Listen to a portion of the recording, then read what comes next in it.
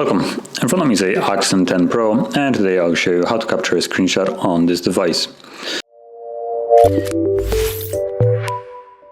So to get started, simply open up the content that you wish to capture, which as example I'm gonna do the app tray right here. So all it needs to do is be open like it is right now, and from there hold power key, volume down at the same time.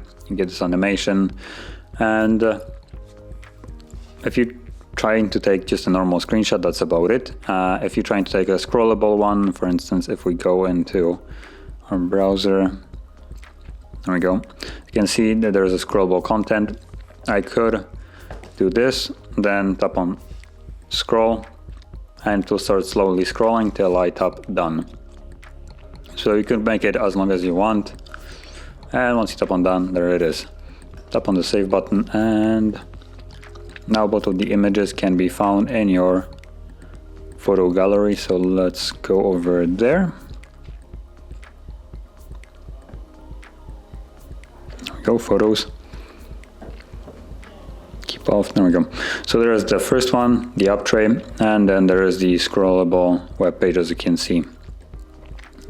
So those are two ways you could do it. And if you found this very helpful, don't forget to hit like, subscribe, and thanks for watching.